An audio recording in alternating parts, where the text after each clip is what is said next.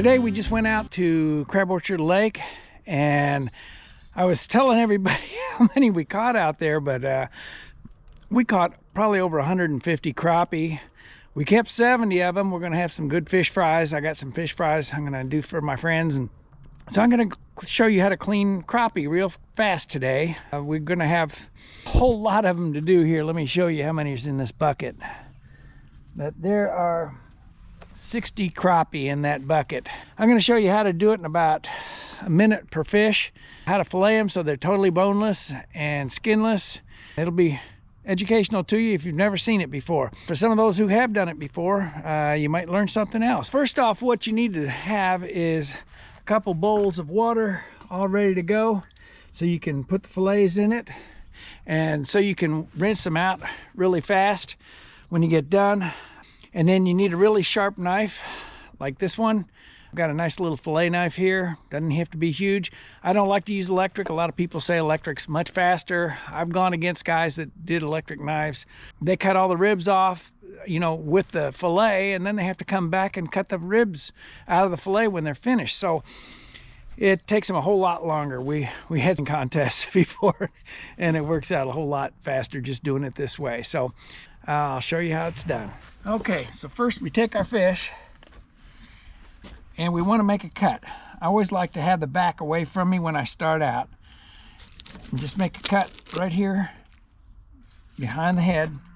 Then you go down to where the backbone is and you just slice along it, and then you get to right about, on these, about halfway down this fin on the stomach. And then you're just gonna bring the knife all the way down to the tail. Don't cut through it.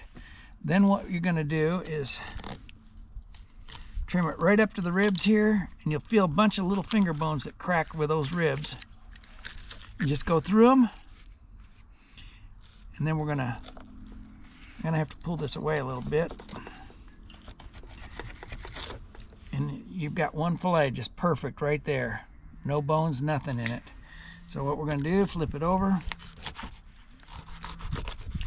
do it again. Slide that knife along the backbone, go down to about the end of the dorsal fin there, go down to the end of the tail, don't cut through it, cut through those bones on the ribs, then go slide your knife down the ribs. You got it done there. So then we just go down to the skin and fillet that right off the skin. Less than 60 seconds, you've got a fish done. We'll show it again here. So we start with the back away from you. Push down right here on the gill with your thumb. Slice it through. Sorry, my table's a little wobbly here. Wish I should have stabilized it before I started. So right down to the end here, leave that attached. Then we cut right up to the rib cage, and then there's a little bunch of finger bones in there. Those finger bones will fry out when you're cooking these smaller fish like this, so you don't have to worry about it. But on bigger bass and stuff like that, you got to worry about it. There's your nice fillet, all clean as a whistle. All right, we'll do this on the other side.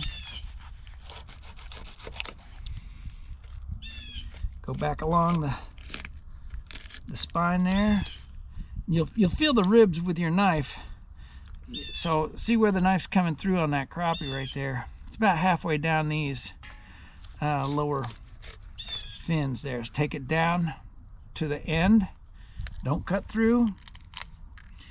Go to the rib cage, peel it back, and then just slice right down along the ribs.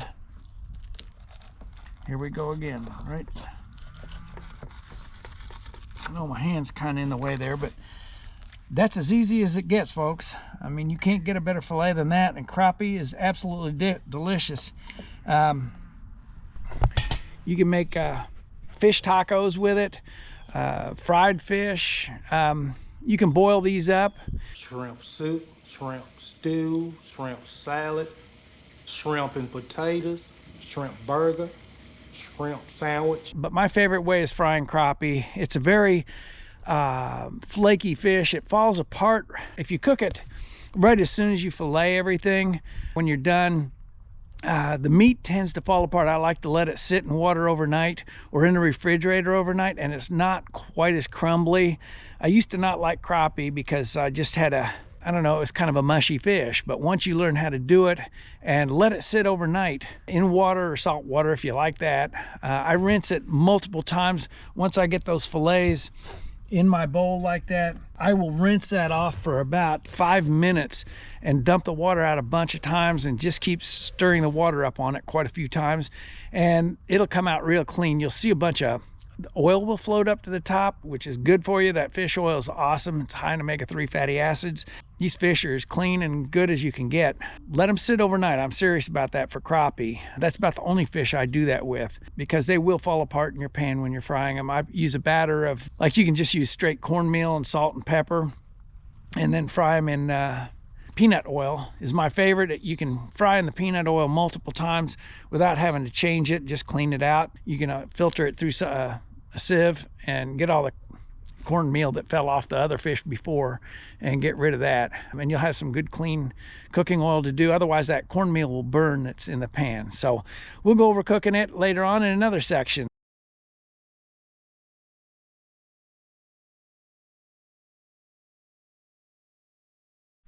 Okay, everybody, here I'm showing you how to put up the fish once you've filleted them all. And this is the best way to preserve fish, is by freezing it.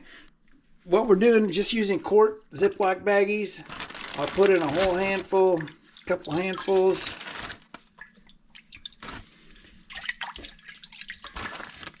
You can also do this in freezer containers or Cool Whip containers, anything like that. And then I'm going to add water just about halfway, and then I'm going to seal this up and push the air out as I go. So just want all the air out of there as much as possible, because that'll cause freezer burn if you don't. And then you just flatten them out and freeze them in a flat area in your freezer, and that'll keep them perfect for, gosh, about a year. Anyway, I hope you learned something today. You can watch that video over and over again if you want to learn how to do it a little bit better. Just getting hands-on practice is probably one of the best ways you're going to learn to do this.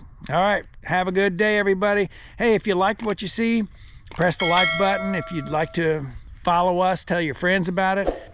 You can join in here with us. I'm going to be doing multiple different things on hunting and fishing and trapping, gardening and farming. Teach you a lot of stuff about the outdoors.